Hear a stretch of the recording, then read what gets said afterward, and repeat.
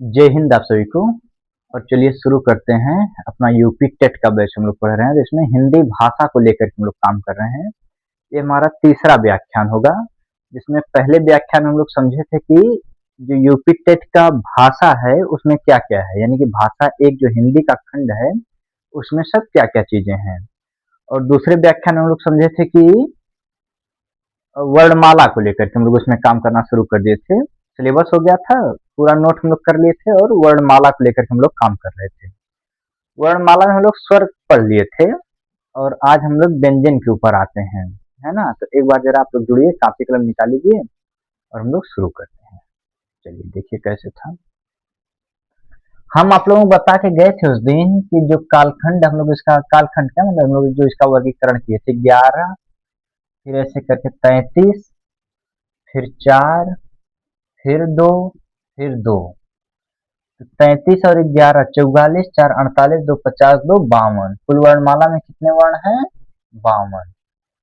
ये 52 को हम लोग पढ़ रहे थे, तो जिसमें से जो 11 स्वर थे इनको हम लोग पढ़ लिए थे।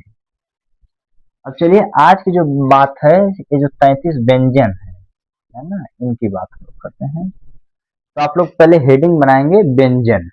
लिखिए जरा व्यंजन में।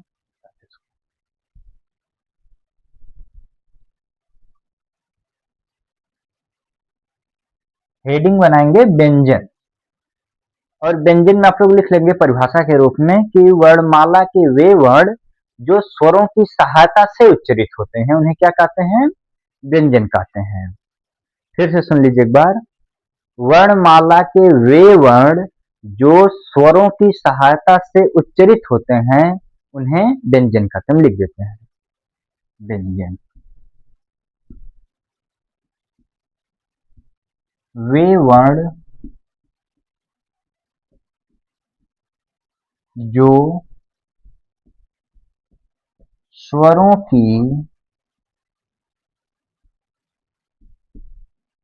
सहायता से उच्चरित हों,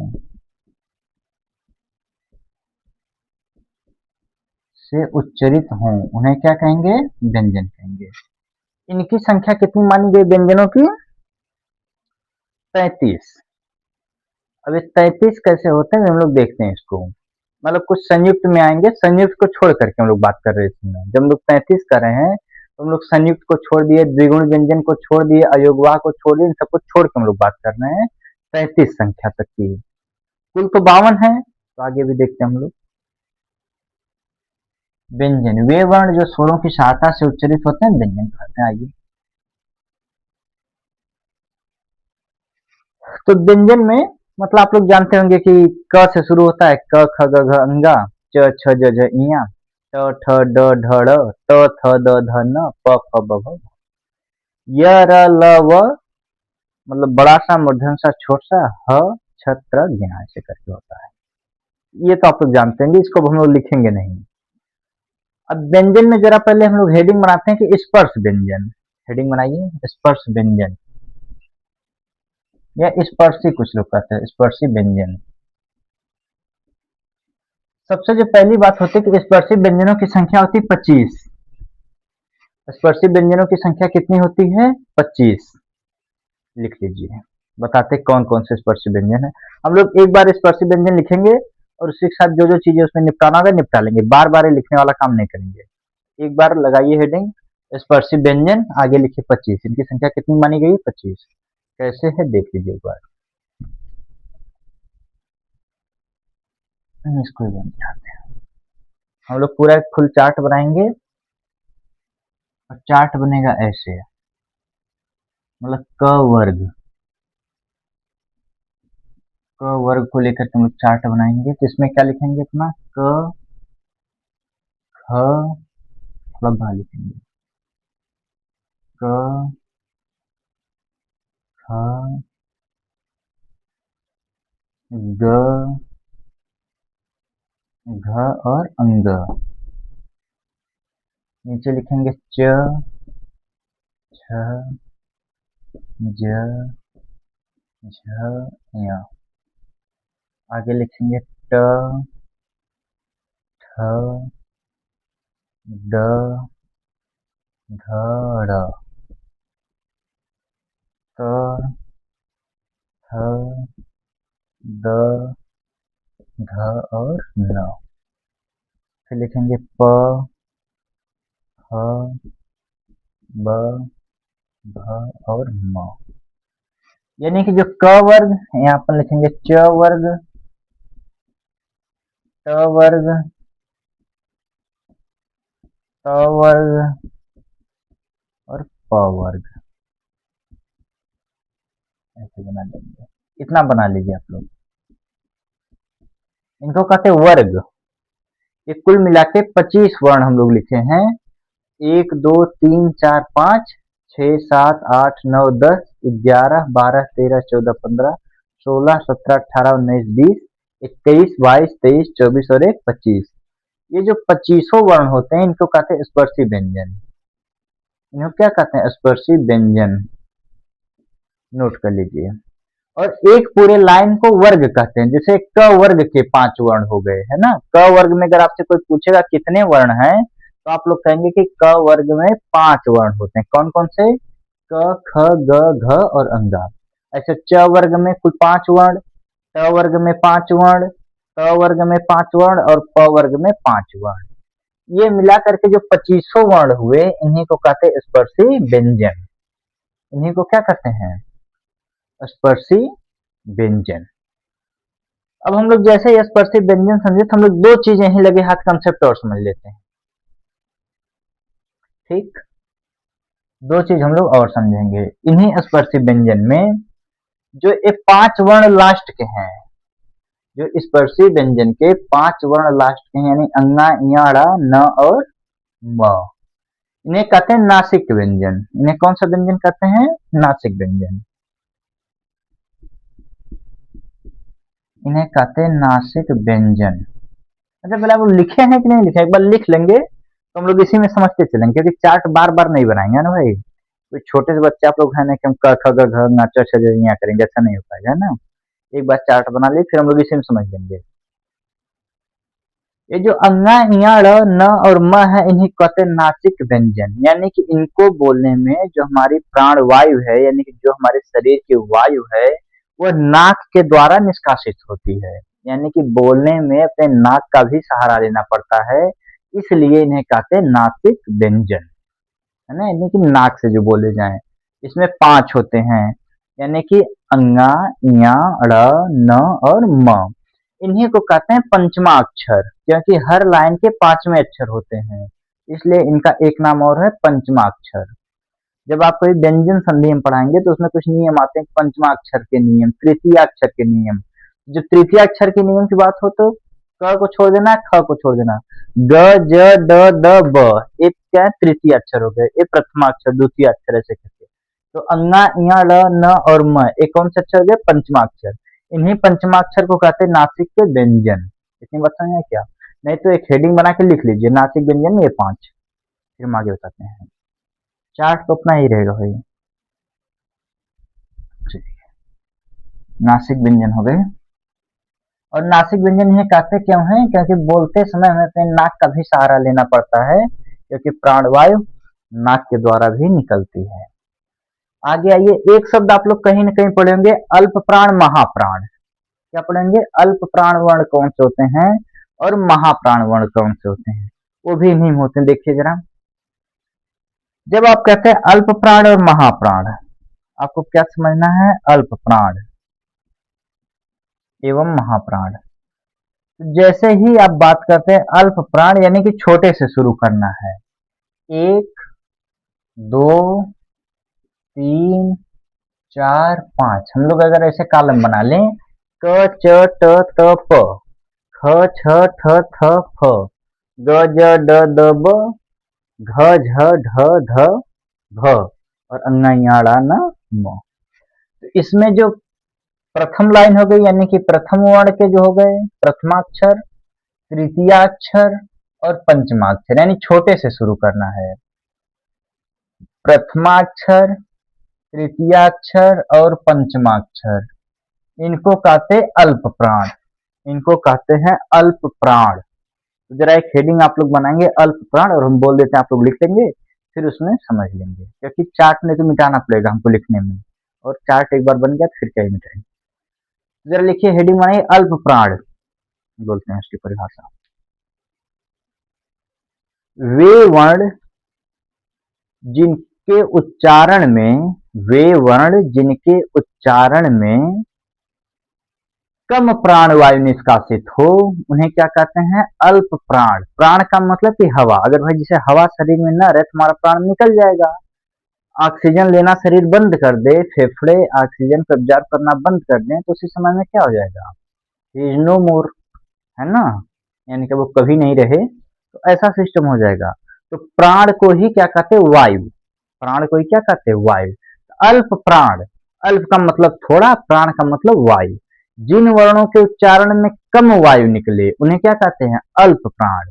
तो अल्प प्राण में शुरू से गिनना है, 1 3 5, यानी क च ट त प, ग ज ड द ब, अंगा इया ड़ न और म। इन्हें क्या कहते हैं? अपन अल्प प्राण कहते, लिख लीजिए। तो ट्रिक भी हम बता दें कि अल्प यानी छोटा, यानी कि छोटे से शुरू करना, 1 से शुरू कर देना गिनना, 1 फिर 3 फिर 5, ऐसे करके। और अल्प प्राण हम अभी परिभाषा बताए आपको कि अल्प प्राण उसको कहते हैं जिनको उच्चरित करने में हमारे शरीर से, हमारे मुख के द्वारा कम वायु निष्कासित हो, उसे क्या कहते हैं? अल्प प्राण। जैसे कहना है क, एक बार आप लोग बोल करके देखेंगे, प्रैक्टिस करेंगे हमारे साथ। जैसे कहिए क, फिर कहिए ख, तो आप महसूस करेंगे कि क कहने में कम हवा निकल रही है और ख कहने में ज्यादा मेहनत लगती है। क, ख, फिर कहेंगे, जब कहेंगे ग, ग, फिर कहेंगे घ, तो एक झटके के साथ हवा बाहर निकलती, घ, है ना, और अंग। फिर ऐसे च में कहेंगे च, कम हवा, कम झटका लगेगा। जब कहेंगे छ, जैसे लगता है कि अंदर से पूरा बांध के हवा बाहर आ रही है। फिर कहेंगे ज, ज में कम है। जब कहना होगा झ, तो आपको लगेगा कि हवा ज्यादा निकल रही है, ऐसे करके। तो इसको कहते हैं अल्प प्राण। अब आइए बनाइए हेडिंग महाप्राण। अब हेडिंग कौन सी बनानी है अपने को? महाप्राण। लिखिए, महाप्राण में हम बोलते हैं, वे वर्ण, महाप्राण हेडिंग बना के उसमें जरा लिखिए, वे वर्ण जिनको उच्चारित करने में, वे वर्ण जिनको उच्चारित करने में अधिक प्राणवायु निष्कासित होती है उन्हें महाप्राण कहते हैं। उन्हें क्या कहते हैं? महाप्राण कहते हैं। अब महाप्राण का मतलब कि बड़ा हो गया। इसमें हम लोग एक ट्रिक बना लेते हैं ऐसे कि मतलब 2 दूना 4, सीधा दूना हो गया यानी बड़ा हो गया, तो 2 दूना 4, तो एक 2 वाला पूरा वर्ग आता है और एक पूरा 4 वाला वर्ग आता है। अगर आपको ट्रिक से याद रखना कि अल्पप्राण महाप्राण भूल जाते हैं, 1 3 5 वाले अल्पप्राण होते हैं कि 2 और 4 वाले अल्पप्राण होते हैं, एक कंफ्यूजन हो जाता है कई बार परीक्षा हाल में, तो और भूल जाते हैं। तो इसके लिए आप लोग ऐसे दिमाग में ट्रिक याद रख सकते हैं, जैसे हम याद रखते हैं कि महाप्राण का मतलब ज्यादा करना है, यानी कि 2 दूना 4, तो 2 और 4 ये दोनों किस में आते हैं? महाप्राण में आते हैं। और जब अल्प प्राण हो तो छोटे, अल्प यानी छोटा, तो छोटे से गिनना शुरू कर दीजिए, 1 3 5, ऐसे करके याद रख सकते हैं। ये बात हो गई अल्प प्राण और महाप्राण की। चलिए अब हम लोग बात कर लेते हैं, आप लोगों को एक क्वेश्चन और आता था, घोष और अघोष, है ना, उसको एक बार मिटा देते हैं, फिर हम लोग आते हैं घोष और अघोष पे। एक क्वेश्चन जो आपको सबसे ज्यादा परेशान करता होगा उसका नाम है घोष और अघोष, यानी कि 2 चीजें हैं प्राण को लेकर के, अल्प प्राण महाप्राण, घोष और अघोष को लेकर के, है ना। जरा इसमें देखिए क्या मामला है। इसमें मामला है, 2 शब्द होते हैं, एक का नाम है अघोष, एक का नाम क्या है? अघोष, और एक का नाम क्या होता है? सघोष या घोष, है ना। देखिए इसमें क्या था, जो अघोष होता है, अघोष यानी कि आगे वाले से गिनना शुरू कर देना है। अघोष का मतलब क्या है? आगे से गिनना शुरू कर दीजिए। तो पहला वर्ग और दूसरा वर्ग ये दोनों किस में आते हैं? ये दोनों आते हैं अघोष में। अघोष का मतलब क्या था? जो घोष होता है इसका मतलब होता है ध्वनि, नाद, है ना। एक शब्द है नाद हिंदी में, नाद का मतलब है आवाज, यानी कि आवाज आपकी फ्रेश आ रहा है कि कंपन करते हुए आ रही है, यानी कि ऐसे थोड़ा सा टकराती हुई आवाज आ रही है। जैसे कहेंगे ग, ग, घ, अंग, और यहीं आप एक बार कहिए क, ख। तो क और ख में आपकी आवाज सिंपल सी आ रही है। ग, घ, अंगा जब आप कहते हैं तो जैसे लगता है कि आपकी आवाज अंदर से मतलब टकराते हुए बाहर निकल रही है। आप लोग को अभी नहीं महसूस होगा, जब धीरे धीरे प्रैक्टिस करेंगे बोलते बोलते तो ये बातें महसूस होती हैं। तो क और ख ये दोनों किस में आते हैं? अघोष में आते हैं। आगे के दो अ से अघोष, तो अ से आगे वाले दो, ठीक, ये दोनों कौन से हो गए? अघोष हो गए। घोष में पीछे वाले आते तीन, ग, घ और अंग। ये होता है क्या अपना घोष, इनको घोष वर्ण कहते हैं। तो हम आपको इतनी बात बता दिए कि अल्प प्राण क्या होते हैं, महाप्राण क्या होते हैं, घोष क्या होते हैं, अघोष क्या होते हैं। अल्प प्राण वे होते हैं जो एक, तीन और पांच वर्ण पे आते हैं, यानी कि क, च, ट, त, प, और उधर क्या है ग, ज, ड, द, ब, और अन्ना, इया, अड़ा, न, म। ये होते हैं अघोष। बाकी जो ख और घ वाली लाइन के बच्चे उनको कहते हैं महाप्राण, अल्पप्राण, महाप्राण। बाकी ये होते हैं अघोष और सघोष यानी घोष। अघोष का मतलब कि आगे वाले दोनों एक और दो लाइन वाले, अघोष क्रम से पीछे के तीन, चार और पांच, ये क्या होते हैं? मतलब सघोष या घोष होते हैं। घोष का मतलब कोई आपसे पूछे तो आवाज या ध्वनि, अगर ध्वनि में कंपन होके आएगी तो सघोष या घोष, ध्वनि में कंपन नहीं होगा तो अघोष। चलिए इतनी सी बात हम आपको समझा पाए। बाकी ये सब स्पर्शी व्यंजन होते हैं। स्पर्शी व्यंजन की संख्या 25 होती है। कुछ लोग कहते हैं कि भाई मूल स्पर्शी की अगर बात की जाए तो मूल स्पर्शी की संख्या 16 मानी गई है। कुछ टीचर आपको बताएंगे, जैसे हमारे गुरु जी हैं, बेचारे एक बार हमको बताया कि बाबू बताओ कि मूल स्पर्शी की संख्या कितनी होती है, तो हम लोग सोचते रह गए या फिर मूल स्पर्शी कैसे निकाल सकते हैं। उनके कहने का मतलब ये था कि स्पर्शी व्यंजन उन्हें कहते हैं जिनमें जिह्वा यानी हमारी जीभ जो है वो अंदर कहीं ना कहीं टकराए, जैसे मूर्धा से टकराए, तालु से टकराए, दंत से टकराए, है ना, या कंठ से आवाज आए, उसे क्या कर सकते हैं? स्पर्शी व्यंजन कहेंगे। लेकिन उनके कहने का मतलब ये था जब आप बोलेंगे प, फ, ब, भ, तो इसमें भाई साहब जीभ की कोई जरूरत ही नहीं है। प, फ, ब, भ, और जब आप बोलते हैं अन्ना, इया, ड़, न, म, तो इसमें नाक की जरूरत है, यानी इसमें नाक की जरूरत है, इसमें होस्ट की जरूरत है, आपके ओठ की जरूरत है, आपके ओष्ठ की जरूरत है। तो कहते बाबू मूल तो इतने ही बचे 16, 1, 2, 3, 4, 5, 6, 7, 8, 9, 10, 11, 12, 13, 14, 15 और 16। तो उनका कहने का मतलब है कि बाबू जो मूल स्पर्शी होते हैं वो तो 16 ही होते हैं, है ना। लेकिन अगर आपसे कभी पूछ लिया कि स्पर्शी व्यंजन तो 25 होते हैं, ठीक बात। तो आप समझ जाएंगे कि मूल का मतलब होता है कि पूरा प वर्ग हटा दें और नासिक के वर्ण हटा दें। तो म तो एक कॉमन हो गया, 4 इधर के 5 उधर, 9 हटाएंगे तो 25 में से 9 जाएगा, बचे 16। ये 16 मूल स्पर्शी होते हैं। बात समझ आई क्या? चलिए ये हो गया स्पर्शी व्यंजन, हम लोग पढ़ लिए, घोष पढ़ लिए, अघोष पढ़ लिए, अल्प प्राण पढ़ लिए, महाप्राण पढ़ लिए। ठीक, अब आइए आगे चलते हैं। अब हम लोग इसको मिटाते हैं, इसका काम खत्म हो गया। मतलब वर्णमाला मिला के बहुत कठिन नहीं है मामला आसान है ना। कुछ कॉन्सेप्ट छोटे छोटे हैं जिनको पढ़ना होता है, इसी को लेकर के बहुत बड़ा बना दिया जाता है। अरे बाप, कैसे काम चले। आइए एक दो और बताते हैं। एक होते हैं उष्म व्यंजन। कौन से व्यंजन? उष्म व्यंजन। गुरु जी उष्म व्यंजन क्या होते हैं? उष्म व्यंजन का मतलब ये होता है, लिखिए इसकी परिभाषा, कि वे वर्ण जिनको उच्चारण करने में या जिनका उच्चारण करने में हमारी प्राण वायु यानी कि हमारे जो जिह्वा से निकलती हुई वायु आती है वो थोड़ा संघर्ष के साथ है उसमें, यानी कि गर्म होके बाहर आए, है ना। उष्म का मतलब क्या होता है? गर्म होना। उष्म का मतलब क्या होता है? गर्म होना। तो लिखिए एक बार जरा उष्म व्यंजन की परिभाषा, यहाँ से लिखना है उष्म व्यंजन की परिभाषा। वे वर्ण जिनके उच्चारण में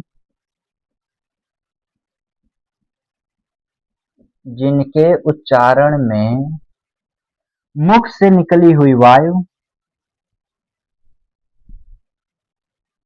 मुख से निकलने वाली वायु निकलने वाली वायु या उष्मित होकर या संघर्षित होकर निकले, ऐसा कर लेते हैं। संघर्षित होकर निकले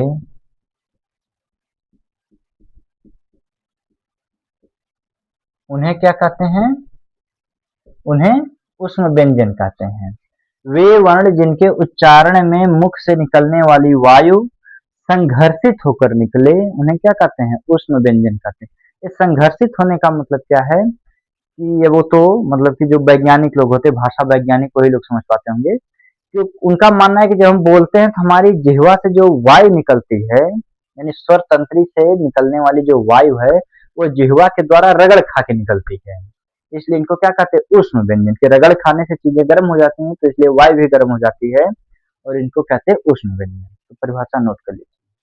वे वर्ण जिनके उच्चारण में मुख से निकलने वाली वायु संघर्षित होकर निकले उन्हें क्या कहते हैं? उष्म व्यंजन कहते हैं। इनकी संख्या 4 मानी गई है। कितनी संख्या है? 4। लिखिए जरा 4 कौन कौन से, एक बार देख लीजिए। इनकी संख्या है 4। तो अगर शॉर्ट फॉर्म में याद रखना हो तो कहेंगे कुल स और ह। जैसे हम लोग शॉर्ट फॉर्म इसको याद रखते हैं तो क्या कहते हैं? कुल स और ह। कुल स का मतलब इसको कौन सा स कहते हैं और इसको कौन सा स और इसको कौन सा?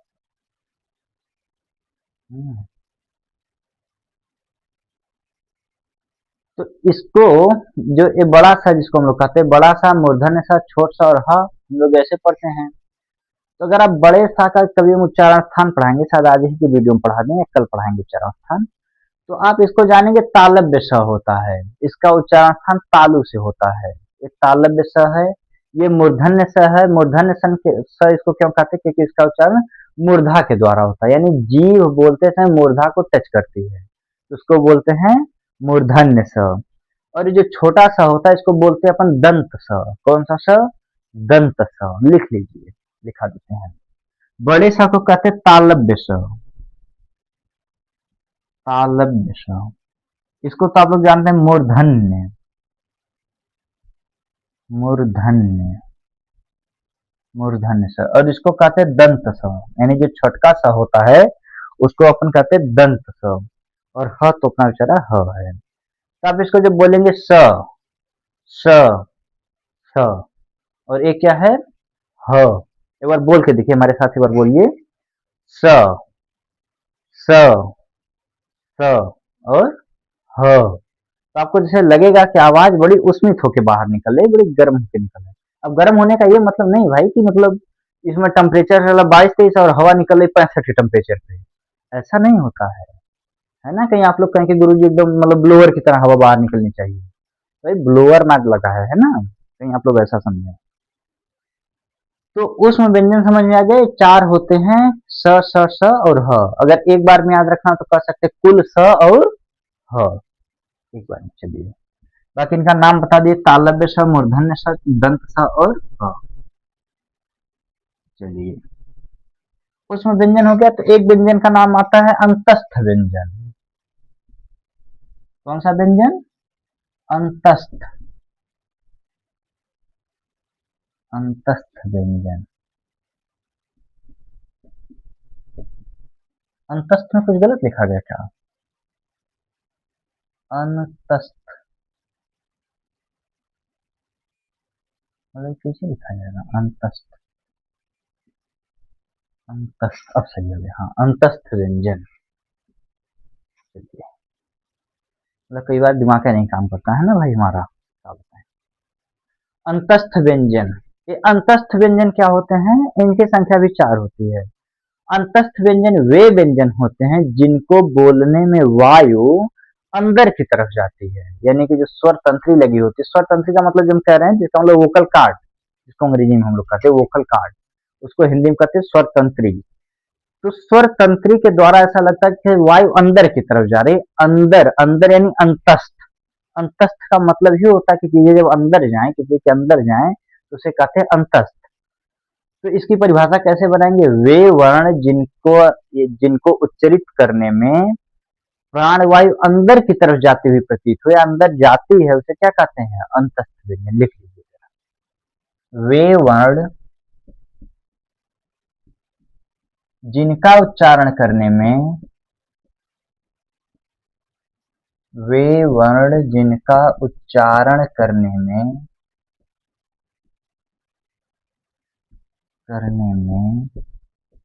वायु अंदर की तरफ प्रवेश करती है, अंदर की तरफ प्रवेश करती है,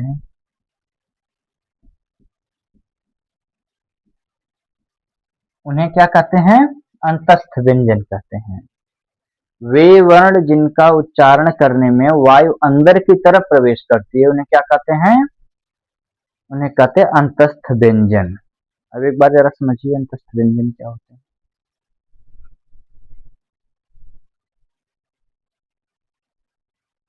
अंतस्थ व्यंजन होते हैं य, र, ल और व। य, र, ल और व। एक बार जरा बोल के देखिए हमारे साथ, बोलिए य, य, र, ल और व। अब एक साथ बोलिए ख। जैसे लगता है ना झटके से हवा बाहर आ रही, ख, ग, घ, है ना। और वहीं बोलिए य, जैसे लगता है जी थोड़ा अंदर की तरफ जा रहा है, य, र, ल, व। ये जो चारों वर्ण होते हैं इन्हीं को कहते हैं अंतस्थ व्यंजन। इन्हीं को क्या कहते हैं? अंतस्थ व्यंजन कहते हैं। चलिए तो हम लोग स्पर्शी पढ़ लिए, मूल स्पर्शी पढ़ लिए, स्पर्शी की संख्या समझ गए, अघोष, सघोष, अल्प प्राण, महाप्राण समझ गए, ऊष्म व्यंजन समझ गए और अपना अंतस्थ व्यंजन समझ गए। एक होते हैं उसको बोलते हैं लुंठित वर्ण। जरा देखिए तो लुंठित वर्ण क्या है।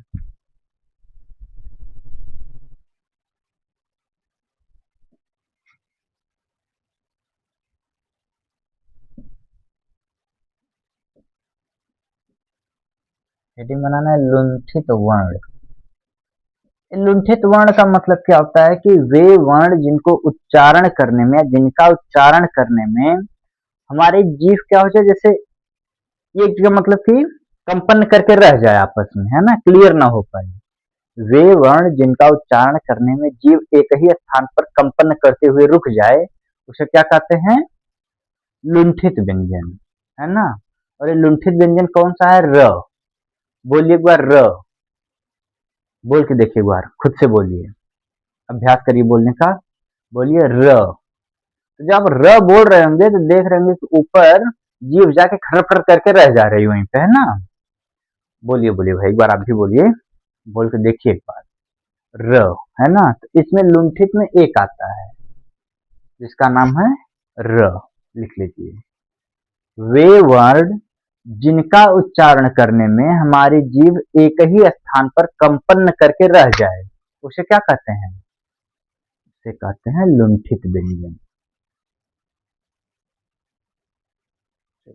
ये हो गया, लुंठित वर्ण बता दिए। अब हम लोगों का 11 हो गया था, इधर 33 हो गए।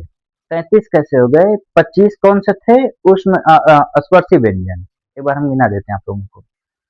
स्पर्शी व्यंजन जो क से लेकर के म तक हम लोग गए थे उसमें 25 थे। उसमें वाले में कितने थे? 4 थे। और उसमें वाले में 4 थे और एक कौन सा था? अंतस्थ। अंतस्थ वाले में भी कितने थे? 4। तो 25, 4, 29 और 4, 33। 25, 4, 29 यानी 4, 4, 8, 8, 5, 13, 3 हासिल 1 और 2, 1, 3, 33। ये हो गया 33। तो हम लोग जो भी बनाए थे, कल ही बनाए थे और आज ही बनाए थे, 11, 33 ये हो गए। अब हम लोग आते हैं संयुक्त वाले व्यंजनों पर। चलिए संयुक्त को बनाइए।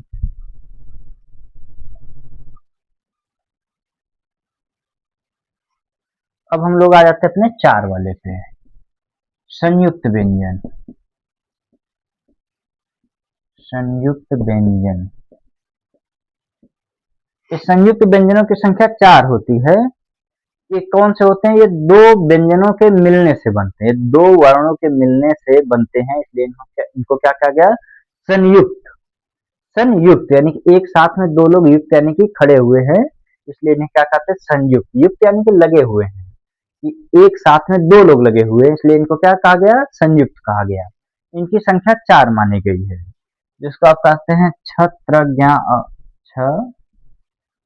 मुंह पर ऊपर लिख लेते हैं।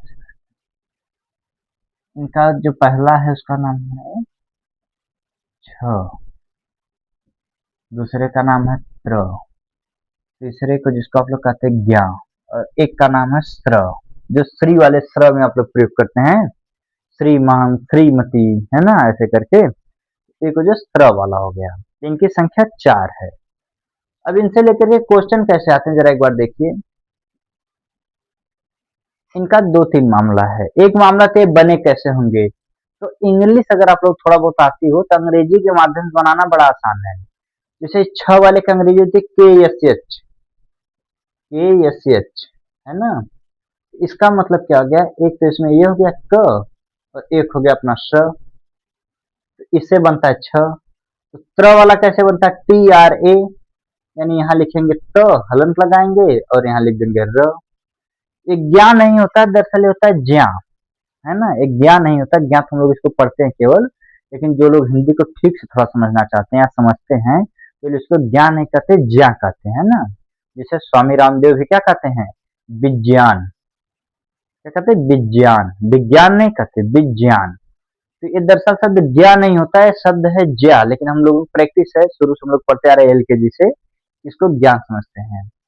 इसमें ज हो गया और ये यहाँ हो गया, जिसको आप लोग च छ ज झ यहाँ कहते हैं, तो ये यहाँ हो लग गया अपना। स्र में कैसे बना होगा, है ना। ये जो स्र है ये वाला कैसे बना होगा? इसमें बना बड़ा सा आ गया, र आ गया, स्र बन गया। तो सिंपल सी बात है, ये ऐसे बनते हैं सब।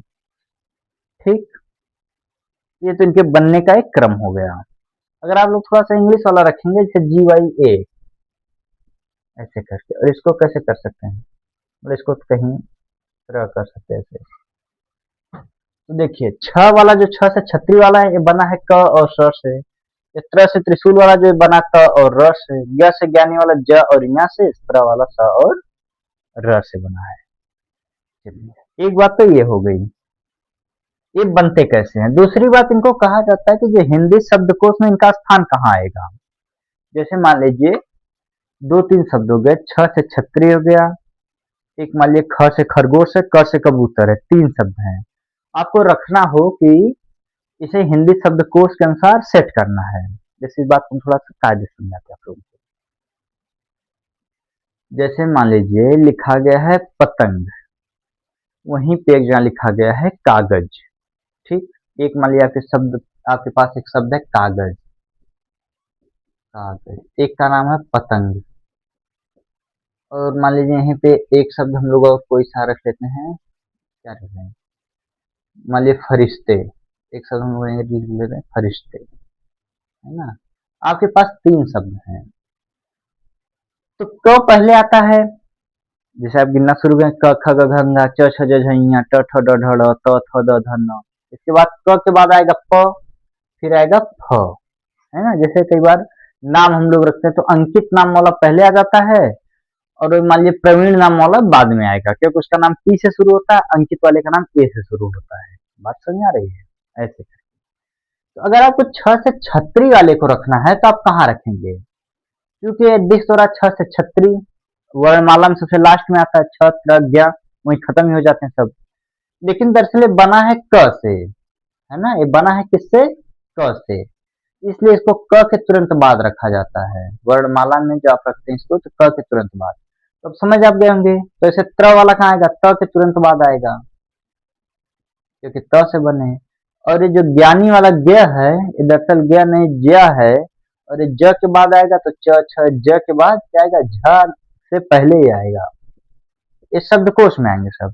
और इस स्र है, इस वाले स के बाद क्या आ जाएगा? अपना स्र आ जाएगा। ये 3 बड़े इंपॉर्टेंट पूछे जाते हैं, बना लीजिए आप लोग। क के बाद छ आएगा, छ से छतरी वाला, त के बाद त्र आएगा, और ज के बाद एक ज्ञानी वाला ज्ञ आएगा, जिसको आप लोग कहते हैं। इतनी सी बात है। तो आप लोग समझ गए हो ना कि अंकित पहले क्यों आते हैं, प्रवीण बाद में क्यों आते हैं। इसका मामला यही है। ए से अंकित है और पी से हैं, तो ए से पी जाने में मतलब पी 16 पे है, ए 1 पे है, ऐसे करके ये समझ गए होंगे। तो ये संयुक्त व्यंजन में इतना ही समझना होता है, मतलब खत्म हो गया संयुक्त व्यंजन। ये ऐसे होते हैं, बने किससे, वर्णमाला में इनका स्थान कहाँ है, इतनी सी बात जान गए, हो गया, 1 नंबर मिल जाएगा इसी बात का आप लोगों को। चलिए, ये कौन सा बहुत कठिन भाई, नहीं समझना कोई बात। ये तो हो गए संयुक्त वाले। अब हम लोग बात कर लेते हैं, दो और बचे थे। अब हम लोग कहाँ तक पहुंच गए अपने, 11 पे हो गए, 35 हो गया था, ये 4 संयुक्त वाले हो गए। अब बचा था 2, तो जरा देखिए 2 कौन से होते हैं। एक हेडिंग बनाइए, उत्क्षिप्त व्यंजन। उत्क्षिप्त व्यंजन, उत्क्षिप्त व्यंजन की संख्या 2 मानी गई है। 2 कौन से होते हैं, एक ड लिख के उसके नीचे 0 बनाएंगे और एक ढ लिख के उसके नीचे 0 बनाएंगे। इसमें बड़ा अंतर होता है, अभी समझाते हैं, समझ में आ जाएगा।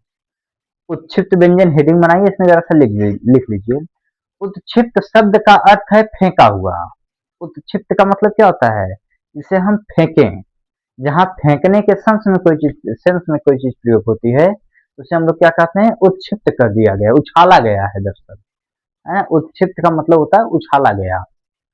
जब आप बोलते हैं ड और ढ, जरा एक बार बोल के देखिए, ड ढ, तो इसे लगता है जीभ एक बार ऊपर जाती है, मूर्धा के बाद जाके फंसती है और झटके से नीचे की तरफ आती है, जैसे कि वहां से इसको धक्का देके बाहर किया जा रहा हो, उछाल दिया गया हो।